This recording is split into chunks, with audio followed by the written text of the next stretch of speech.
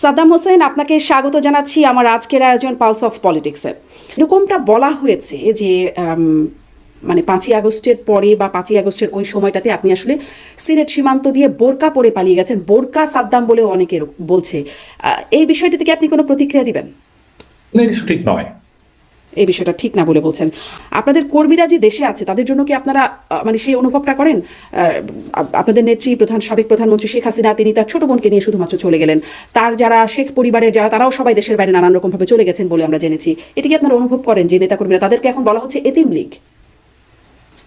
না, দেখুন, আমাদের যে ভয়াবহ পরিস্থিতি তৈরি করা হয়েছিল, যে ধরনের ষড়যন্ত্রমূলক পরিবেশ তৈরি করা হয়েছিল, এবং বঙ্গবন্ধুর কন্যা দেশরত্ন শেখ হাসিনা তো জীবন বিপন্নেরই শিকার হয়েছিল। দেশরত্ন শেখ হাসিনা বেঁচে আছেন বলেই তো বাংলাদেশের মানুষ এখন অবরুদ্ধ গণতন্ত্রকে মুক্ত করার স্বপ্ন দেখছে, কুক্ষিগত গণতন্ত্রকে মুক্ত করার স্বপ্ন দেখছে।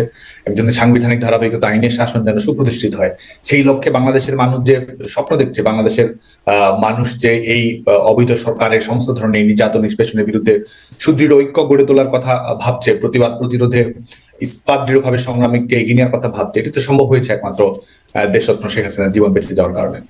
আচ্ছা, আপনি তাই বলছেন। করেছে মানে বাংলাদেশ ছাত্রলীগকে একটা নিষিদ্ধ সংগঠন হিসেবে ঘোষণা করেছে। এর জন্য যে অভিযোগগুলো আপনাদেরকে দেওয়া হচ্ছে যে আপনাদের এই 15 বছরে আপনাদের হত্যা, টেন্ডারবাজি, সিট মানে বাণিজ্য ইত্যাদি নানান রকম অভিযোগ, আপনারা নিশ্চয়ই দেখেছেন সেই প্রজ্ঞাপনটি। এবং এবং সেই 15 জুলাই থেকে আপনাদের যে ভূমিকা, সেই ভূমিকার জন্য আসলে দুটি স্পষ্ট করে কারণ হিসেবে আপনাদেরকে নিষিদ্ধ ঘোষণা করা হচ্ছে। আসলে এই ঘোষণা মানে আপনাদের সাথে যখন সামনাসামনি কথা হতো তখন বারবার এই প্রশ্নটাই করতাম। বিভিন্ন সময় ছাত্রলীগের অপকর্মের কারণে ছাত্রলীগের নেতাকর্মীদের সাথে কথা বলতাম আমরা। এই বিষয়গুলো আসলে আপনারা কিভাবে অস্বীকার করেন আপনাদের অতীতের এই অপকর্ম? মানে এই অপকর্মের কারণে আমরা দেখেছি আপনাদের শোভন রাব্বানীকে বহিষ্কারেরও ঘটনা ঘটেছে। আমরা দেখেছি 2009 সালে এমনকি আপনাদের সাংগঠনিক পদ থেকে সরে দাঁড়িয়েছিলেন আপনাদের নেত্রী শেখ হাসিনা, তখন বিরক্ত হয়ে। আপনারা আসলে কিভাবে নিজেদের দায় খণ্ডান? বাংলাদেশ ছাত্রলীগ বাংলাদেশের শিক্ষা প্রতিষ্ঠানগুলোতে বাংলাদেশের ছাত্র রাজনীতির যে ধারাবাহিকতা ছিল সেখান থেকে অবশ্যই বের হয়ে এসেছে, এবং গত 15 বছরে ছাত্র রাজনীতিতে অনেক ইতিবাচক উপাদান তৈরি করেছে। বাংলাদেশের শিক্ষা প্রতিষ্ঠানগুলো সেশনজট মুক্ত হয়েছে, সন্ত্রাস মুক্ত হয়েছে। এটি সম্ভব হয়েছে এক ধরনের ইতিবাচক রাজনীতি এবং সরকারের আন্তরিকতার কারণে। এটি সন্ত্রাস সম্ভব মুক্ত হয়েছে? সাদ্দাম কিভাবে সন্ত্রাস হ্যাঁ, মুক্ত অবশ্যই। হয়েছে? আবরারকে অবশ্যই মারার মতো সন্ত্রাস ঘটনা মুক্ত। ঘটে যায়। এরকম শিবির ভেবে আপনারা যাকে তাকে মারেন, ছাত্রলীগের দেখুন, এই নেতা। প্রত্যেকটি ঘটনার বিচারিক প্রক্রিয়া সম্পন্ন হয়েছে। আবরারের হত্যাকাণ্ডের সঙ্গে যারা সম্পৃক্ত ছিল তারা সবাই আজকে কারাগারে এসেছে, রায় হয়েছে। বিশ্বজিৎ হত্যাকাণ্ডের সঙ্গে যারা সম্পৃক্ত ছিল তারা কারাগারে রয়েছে, তারা বিচারিক প্রক্রিয়ার আওতায় এসেছে।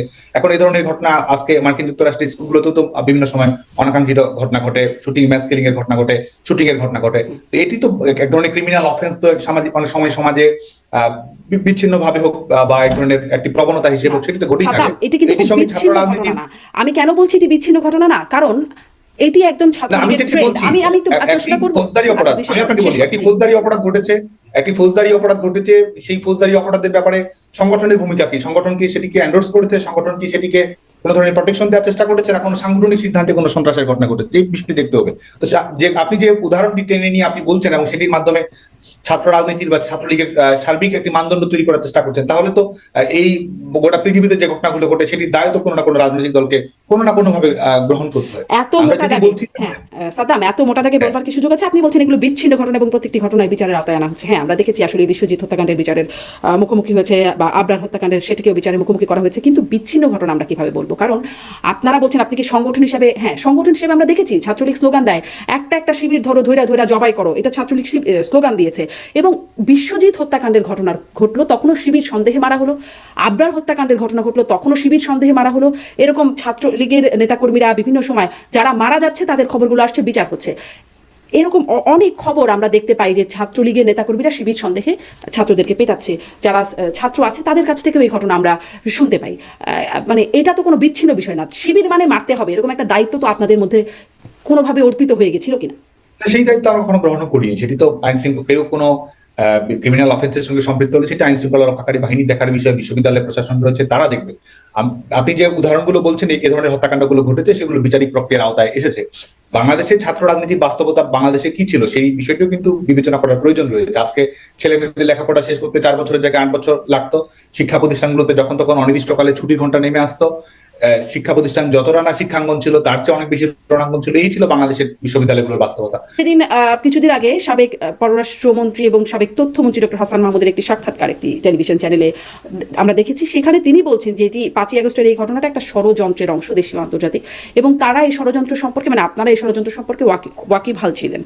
আপনিও বলছেন যে আপনারা সচেতন ছিলেন।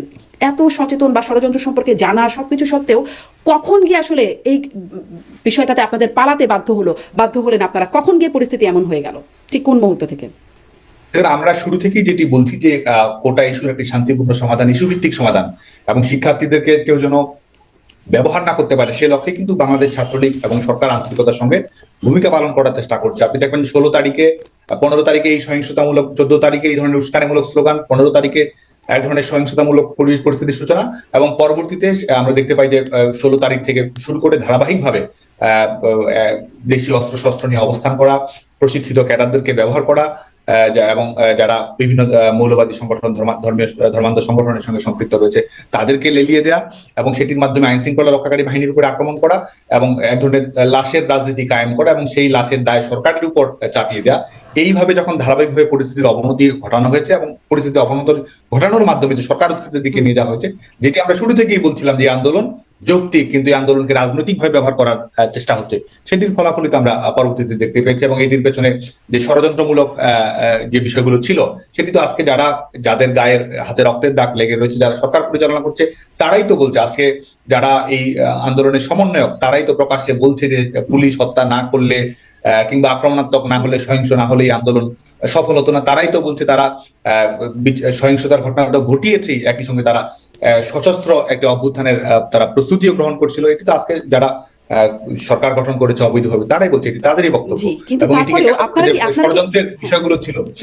পরবর্তীতে আমরা দেখতে পাই যে 18 জুলাই থেকে যখন বেসরকারি বিশ্ববিদ্যালয়গুলোতে আন্দোলনে সূচিত হয়, আজকে কিন্তু যারা আন্দোলনের সংগঠক তারা বলছে সেখানে কিভাবে বিভিন্ন অন্যান্য শিক্ষার্থী যারা রয়েছে, সেটি মাদ্রাসা শিক্ষার্থী হোক, অন্যান্য জায়গার শিক্ষার্থী হোক, তারা কিভাবে পোশাক বদল করে সে আন্দোলনের অভ্যন্তরে তারা প্রবেশ করেছিল, কি ধরনের অস্ত্র তারা ব্যবহার করেছিল। আজকে সেখানে পুলিশের কোনো উপস্থিতি নেই, সেখানে অন্যান্য সংগঠনের কোনো নেতাকর্মীদের উপস্থিতি নেই, শিক্ষার্থীরা মিছিল করছে। সেই মিছিল থেকে কেউ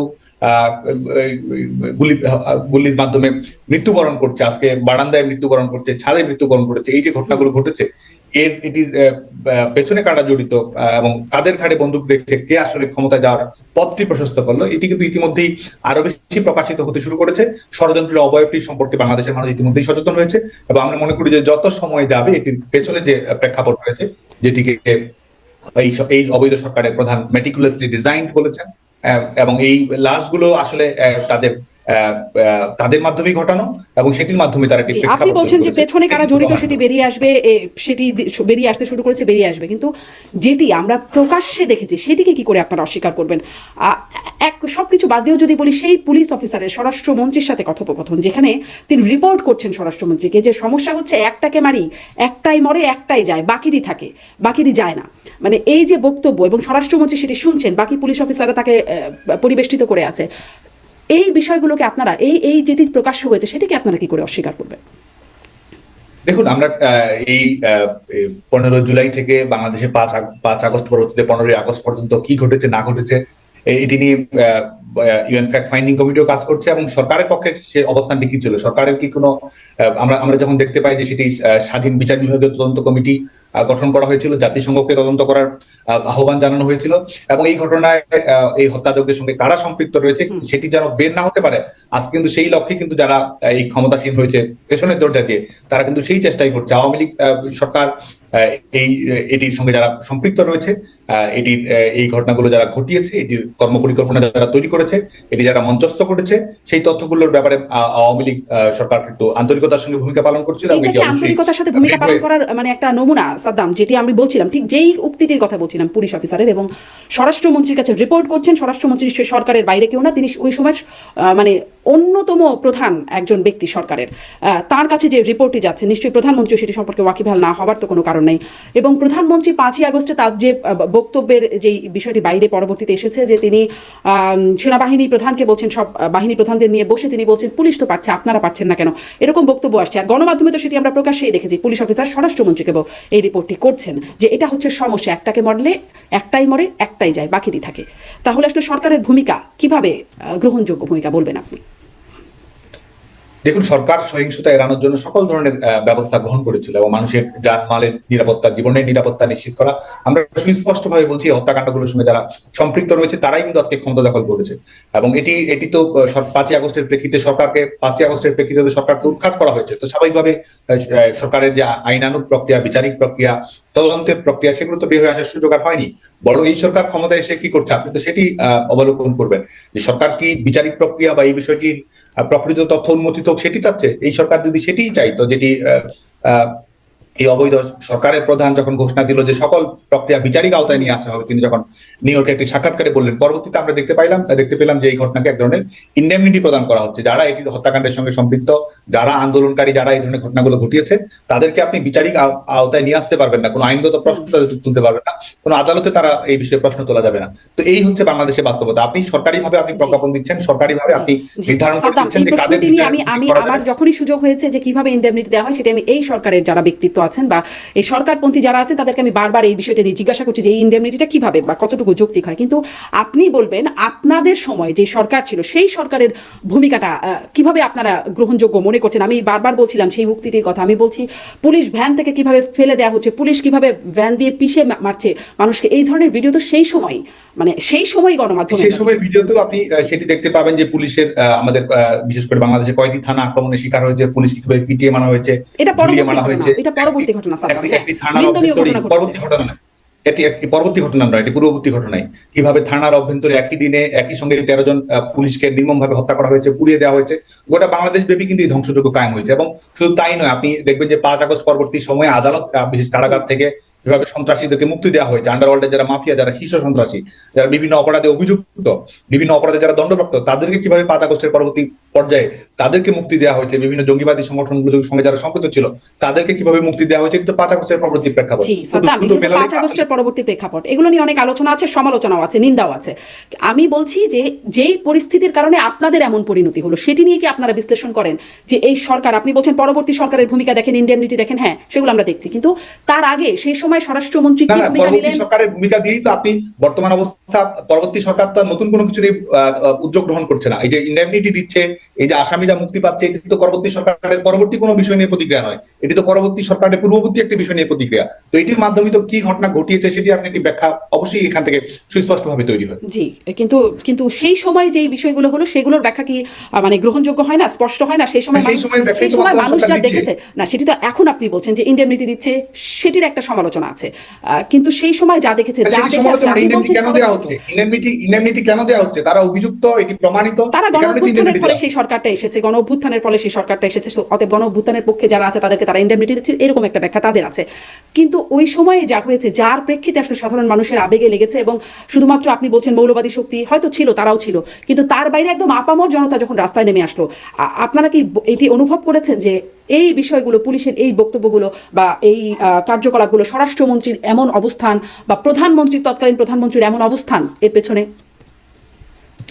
সরকার সহিংসতা এড়ানোর জন্য সব ধরনের প্রচেষ্টা অব্যাহত রেখেছিল এবং আমি সুস্পষ্টভাবে আমরা যেটি মনে করি, এবং ইতিমধ্যে এই সরকারের কর্মকাণ্ডে যেটি প্রমাণিত হয়েছে, এই মৃত্যুগুলোর দায়ভার তাদেরকেই বহন করতে হবে যারা এটির সঙ্গে সম্পৃক্ত।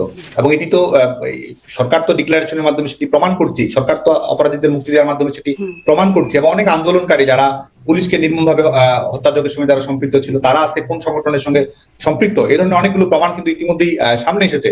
এবং কতজন মানুষ মৃত্যুর শিকার হয়েছে, হত্যার শিকার হয়েছে, এবং এটির সঙ্গে কারা সম্পৃক্ত ছিল, এই পুরো প্রেক্ষাপটটি কিন্তু ইতিমধ্যেই পরিষ্কার হতে শুরু করেছে।